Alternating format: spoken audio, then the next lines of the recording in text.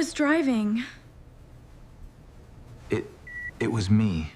3 seconds before the truck came, Elena was thinking about Lily's lunch.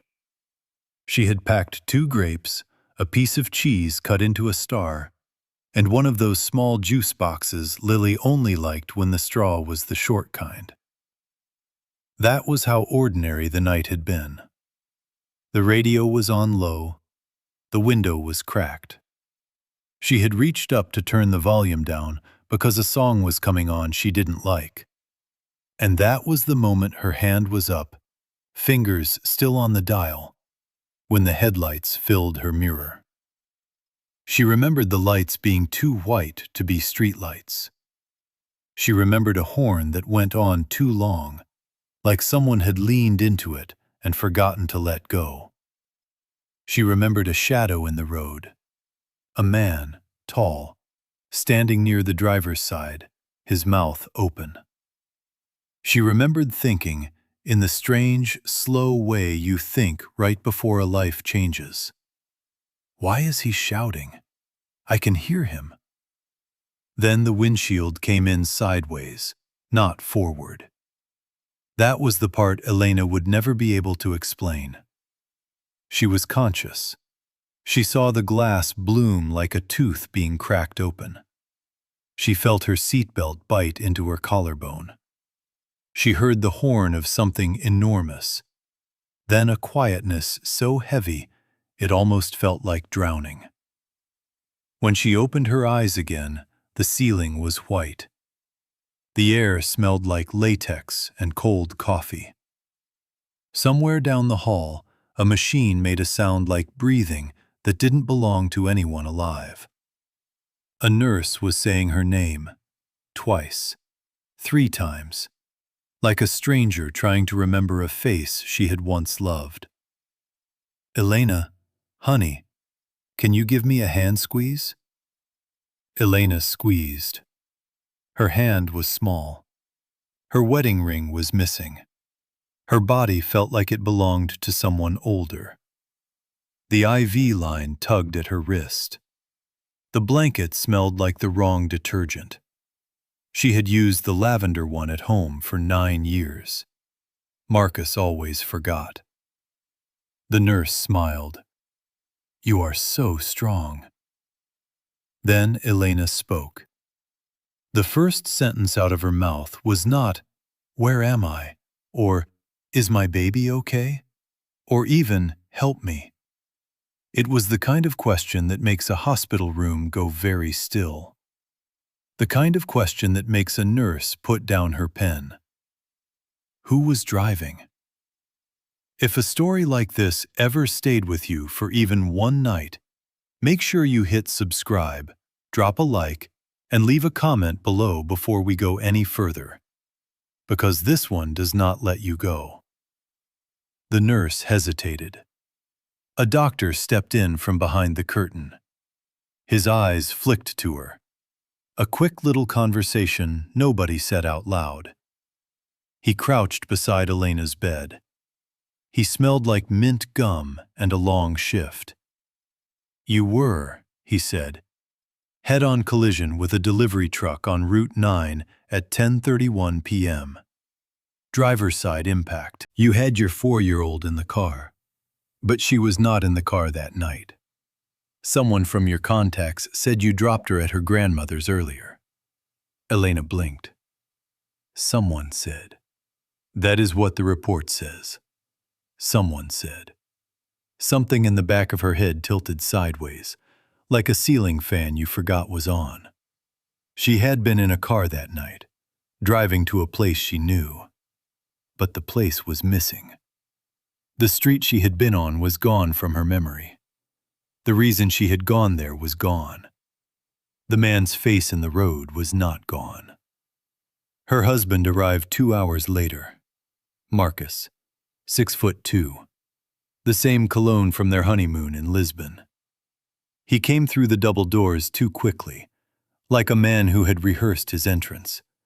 He went straight to her face. He held her hand so gently the nurse watching from the corner felt something loosen in her chest. Elena, baby, Oh my God. He kissed her forehead. His eyes were wet.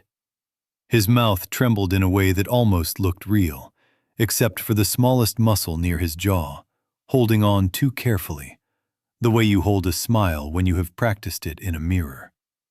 I thought I lost you. Elena searched his face. She should have felt safety. Instead, she felt a question mark with a pulse. Who was driving, Marcus? He did not flinch. He was too practiced to flinch. You were, baby. We already went over this with the doctor. I know what the doctor said. Then, Marcus, I remember being in the car.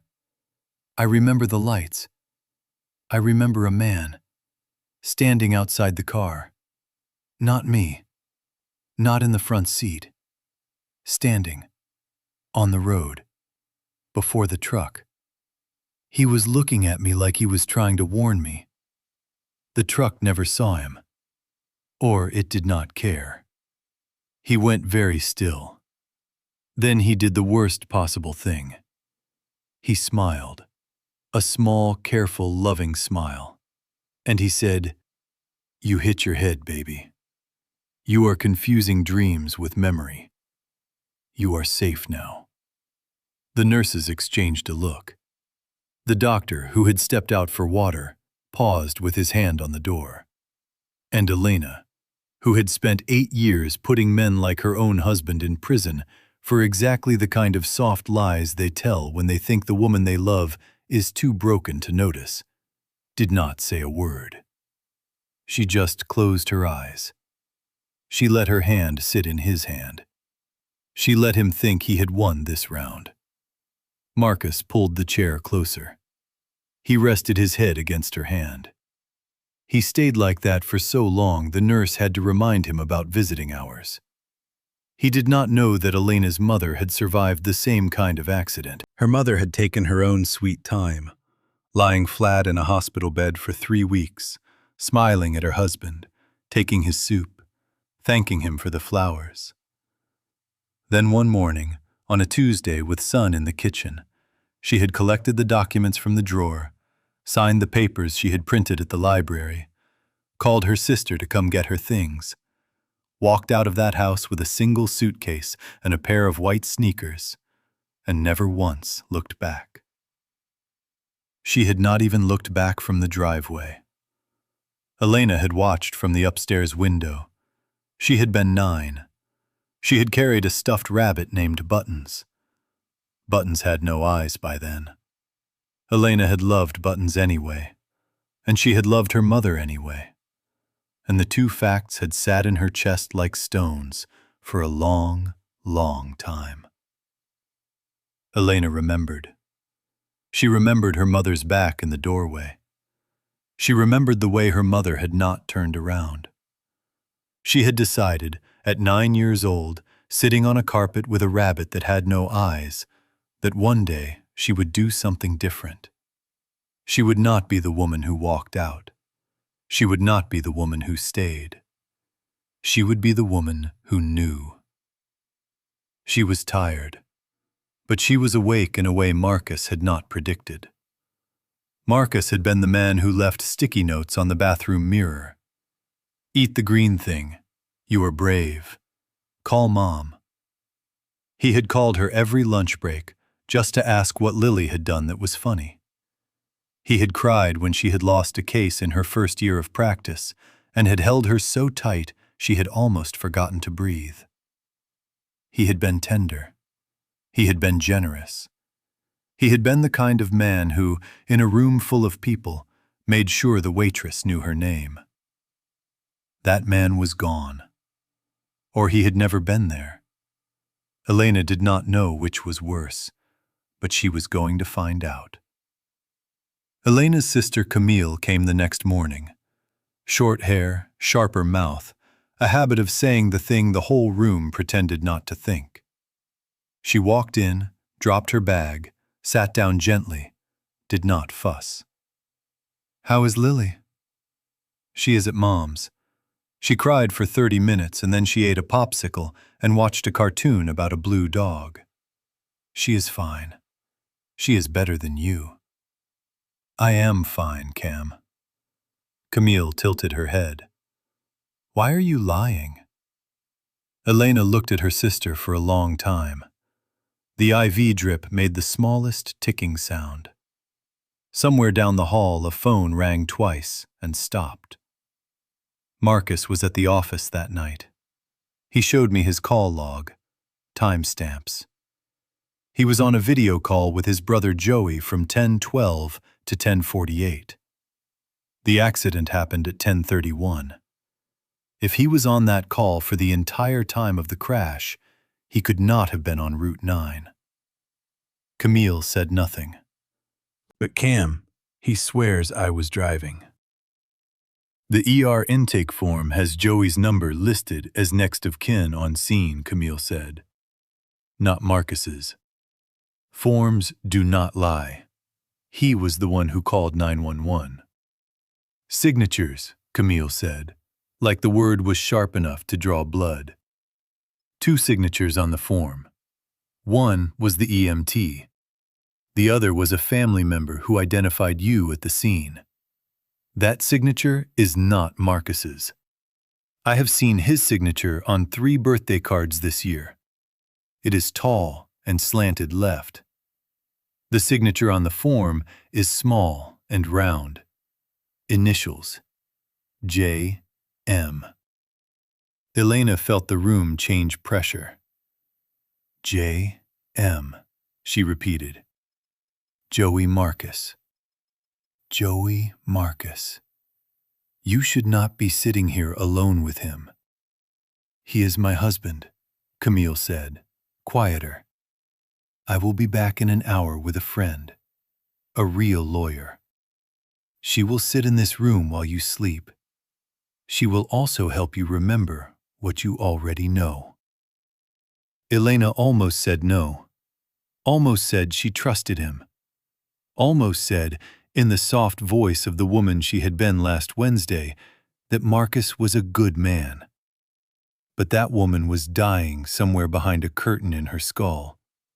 The woman in the bed, the one with the cracked collarbone and the missing wedding ring, and the strange, sharp memory of a man standing in the road with his mouth open, was somebody new. Somebody quieter. Somebody Elena did not have a name for yet. Fine, Elena said. In an hour. Camille kissed her forehead and walked out without looking back. She was halfway down the hall before Elena realized her sister had been crying. Camille didn't turn around. Marcus arrived half an hour later with a thermos of chicken soup and a soft smile. He tucked a strand of hair behind Elena's ear. He had done this 10,000 times. It was the gesture their daughter Lily did to her stuffed rabbit at bedtime. It was the gesture that used to make Elena's throat close with love. Tonight, it made her throat close with something else. You look better. I look terrible. You look like you. Marcus, who was driving? We've been through this. If you keep... Marcus, I cannot close my eyes without seeing that figure. A man, tall, standing outside the driver's side. I know that figure like I know your hands. I know him the way I know my own heartbeat. His thumb froze on the back of her hand, just for a single beat. Just long enough for a woman who had spent a decade on a witness stand to notice. You're seeing things, baby. I am a prosecutor, Marcus. I see things for a living. Then let me call Dr. Petros. He can come in and reassure you. Do not call Dr. Petros. He looked at her. She looked back. The soup steamed between them. The little clock on the wall made a sound like a footstep. The IV pump clicked in a way that sounded almost like a heartbeat that wasn't hers. Marcus, she said, where were you really that night?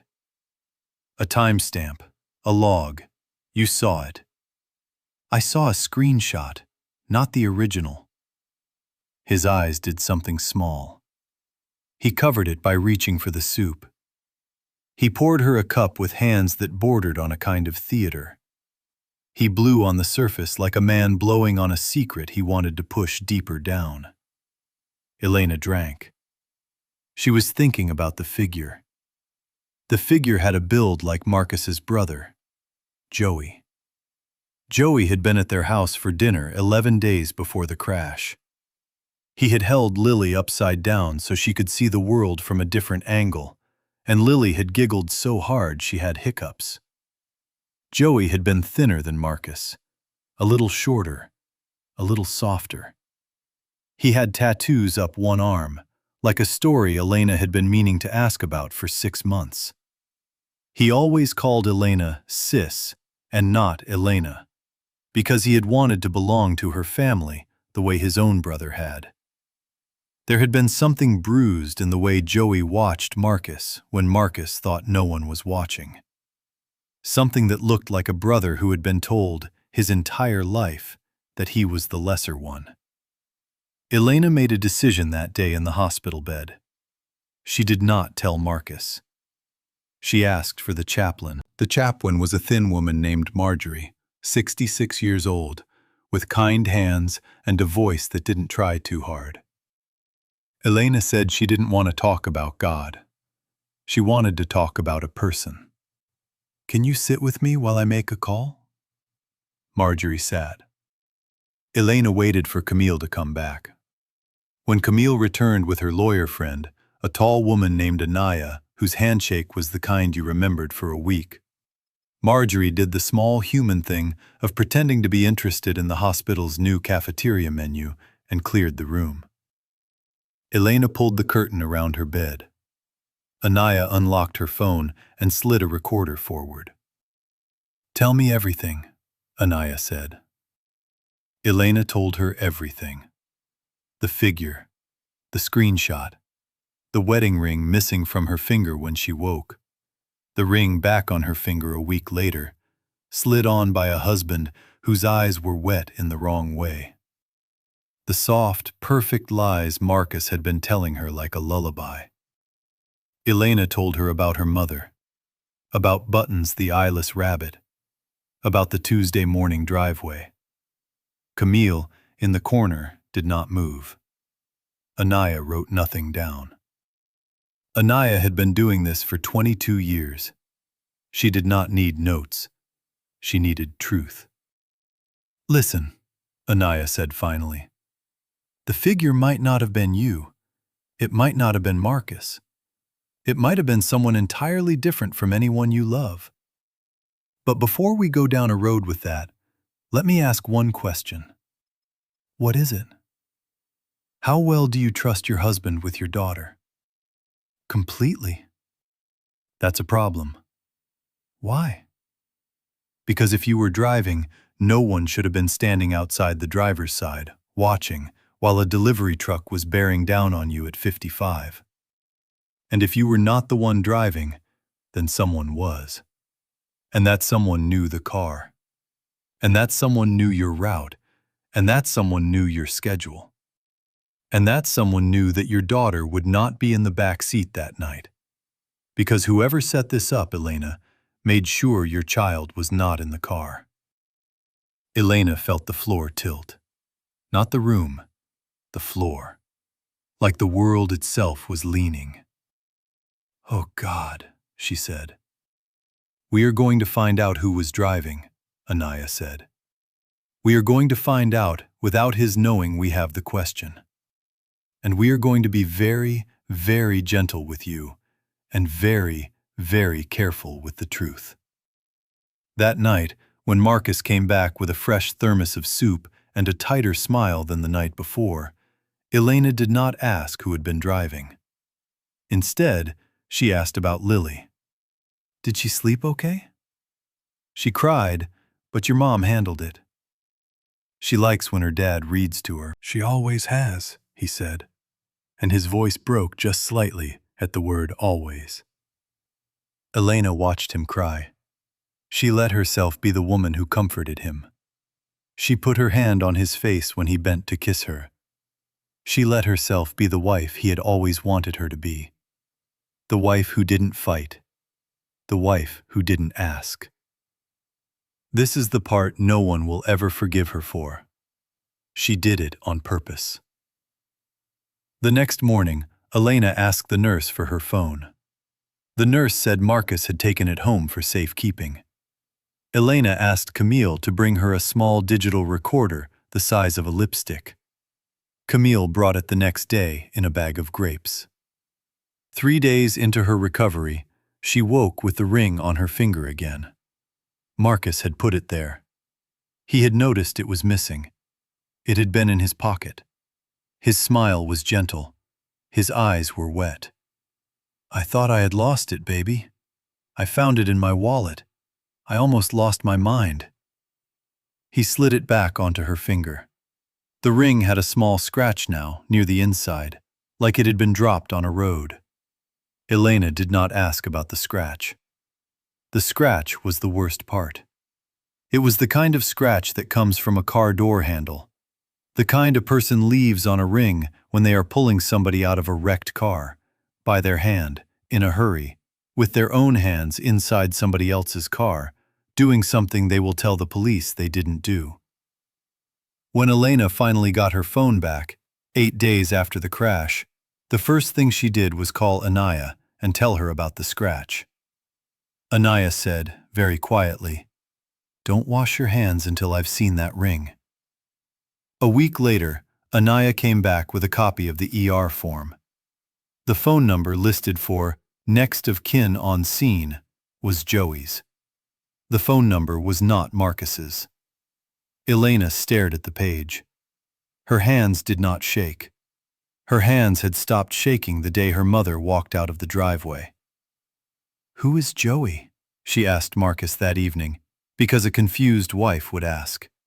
Because a wife who had been in a wreck and didn't remember anything would ask about the number of the man who had been listed as her next of kin on the night her husband had supposedly found her at the scene. "Joey," Marcus said carefully. "Joey came over because we thought you might need a ride home from work. He saw the damage on the news. He drove out to look for you. He found you on the road. He was there when 911 came. He is the reason you're alive, baby." "You were on a call." "I was on a call.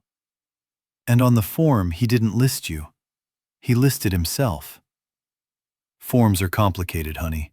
He probably he put his number down because no one else was there. Because you were on a call." "Because Joey and I were alone on a road at 10:31 at night. And somehow, a truck hit us. Joey never takes that road, Marcus. He lives on the east side. That road is 40 minutes from his apartment. He was on that road for a reason." Marcus's mouth opened. Nothing came out. Joey was driving, wasn't he? The question did not land like a question. It landed like a hand on a shoulder. His face crumpled. He sat on the edge of her bed. He put his face in his hands. He said, in a voice that sounded like a building falling down, "I didn't know, Elena. I swear I didn't know. He told me the marriage was over. He said you were leaving with Lily. He said you had been meeting someone and that you had called him to ask for help. He said the only kind thing left was to scare you. He said he had a drink with a friend. He lost control of the wheel, and the truck came out of nowhere. He said a man in the road, some guy he didn't know, had stepped out and the truck swerved. He said a woman could have died and that he would never forgive himself. He said he was going to come to me the next morning." Elena felt something break inside her chest that wasn't a bone. "He lied, Marcus." "I believed him." "You believed what you wanted to believe. You believed it was an accident. You believed it was a scare. You believed it was his fault and not yours because you couldn't afford for it to be your fault." He looked up. He looked like a man watching a fire from across a street. Elena, why doesn't any piece of this sound like you didn't know? He didn't say anything then. He just looked at her with the most terrified love she had ever seen on a man's face. It was the look of a man who had tried to arrange his wife's death and had been found out by the person he had hired to do it. Elena picked up the phone. She called Anaya. Marcus is in this room. Put him on speaker. Anaya put her on speaker. Anaya said, Marcus, there is going to be a man coming to talk to you tomorrow. He is going to be kind. He is going to be gentle. You are going to tell him what your brother did. Marcus made a small sound. It was not the sound of a man who had been told the truth. It was the sound of a man who had been told that the truth had found him first, that he had run out of road, that even his own wife could not pretend for him anymore. I didn't do anything, he whispered. No, said Anaya very calmly. You just had someone drive your wife into a truck, and you lied about it for 2 months, and you let your daughter wonder what happened to her mommy, and you put a ring back on her finger so the doctor would stop asking questions. And you did all of that while wearing a clean shirt and a soft smile.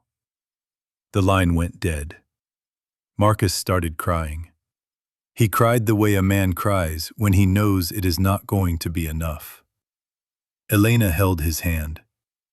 She did it because it was the only honest thing left. She did it because the recorder in her bedside drawer was still running. She did it because her daughter was sleeping at her grandmother's house in little blue pajamas with stars on the feet. And one day, that girl was going to ask her what happened, and the answer had to be clean. Elena had promised herself, in that hospital bed, with her cracked collarbone and her missing wedding ring and her daughter safe in another house, that if she survived, she would survive for Lily. Lily was 4 years old. Lily did not know that her father had tried to have her mother killed. Lily did not know that her uncle had driven the car. Lily did not know that the man she had loved the most in the world had been the man her mother had been afraid of the whole time. Elena did not want to be her mother. Her mother had walked out of that house with a single suitcase and never once looked back. Elena did not plan to be that woman.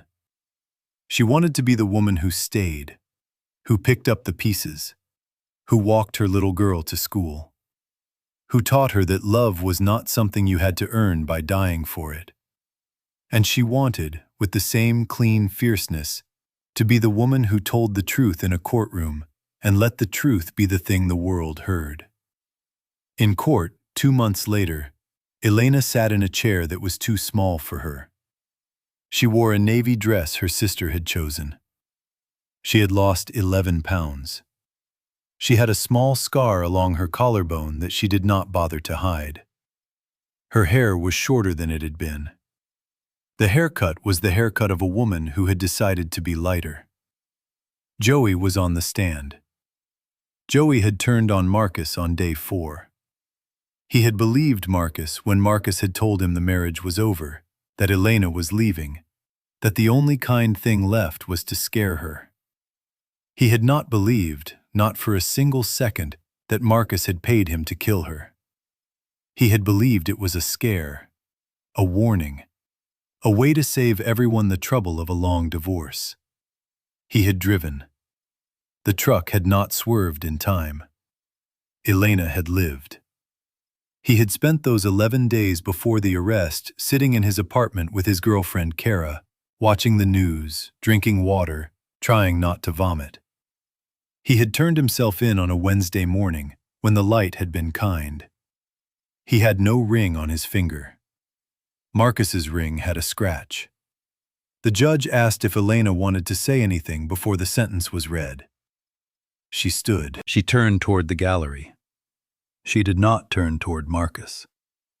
She looked past him at the small blue door at the back of the room that led to the hallway, and she spoke to the air like a woman speaking to a child. Cell 5. she said softly. There's a girl on the floor. She is 4. She is wearing pajamas with stars on her feet. She is 2 inches tall on a security monitor. She is holding her stuffed rabbit by its ears because that is how she holds everything she is afraid of dropping. She keeps doing that little thing with her thumb around the ear, the way I do when I am trying not to let go of anything. Marcus, I want you to know that I am not going to let go of her. I am not going to be angry the way you were scared I would be. I am going to take her home. I am going to teach her that a man stands next to you in the road because he loves you and not because he is waiting for a truck. I am going to teach her that the worst thing a man can do is pretend to be a stranger when he is the one holding the wheel. I am going to teach her to ask questions even when everyone in the room tells her to stop. I am going to teach her to put her hand on the roof of the car when the sun comes out. I am going to teach her to let go of the rabbit when she is ready, and not 1 minute before. The room went very quiet. The judge looked down at his hands. The clerk blinked twice and did not write anything for a full minute. A woman in the 3rd row put her hand over her mouth. A man in the back, a stranger, stood up and did not sit back down. Marcus, who had refused to look at Elena since the arraignment, finally turned in his chair. He looked at her face. He saw the small line where her collarbone had healed. He saw the place where her wedding ring had been. He saw his wife. He cried because he had wanted to be the man she had married, and he had become the man who had tried to replace him. He cried because his daughter was going to grow up and one day ask her mother what her father had done. He cried because the answer was going to be the kind of answer a child carries in her chest for the rest of her life, like a stone, like a buttonless rabbit, like a Tuesday morning driveway. Elena stood up. She did not hug him. She did not touch him. She did not say his name again. She walked out of the courtroom with her sister at her side, holding her hand the way Lily held her rabbit, by the ear, with the thumb wrapped tight. She walked out into a hallway. She walked out into a parking lot. She walked out into a spring afternoon that smelled like cut grass and a city getting ready for the rest of her life. Her mother was leaning against the car, arms crossed, watching the door. She didn't say anything. She didn't need to. She had been waiting for this since her daughter was 9 years old and cried about a rabbit. Lily was in the back seat. She had her rabbit by the ears. She was wearing her pajamas with stars on the feet because she had refused to change. Elena opened the back door. She kissed the top of her daughter's head. Her daughter, without looking up, said, "Mommy, why is your hair short?" "Because I decided to be lighter, baby." "Do I get to be lighter too?" "Every single day, my love. Every single day." Lily went back to her rabbit. Elena buckled her in. She closed the door. She stood for a moment with her hand on the roof of the car, in the sun, in the warm. She breathed. She did not ask who had been driving. She had her answer. She let the question go, like a bird you have been holding in your hand for too long. And she drove home. If this story stayed with you even a little, drop a comment below telling me which moment hit you the hardest, and tap subscribe so you don't miss the next one.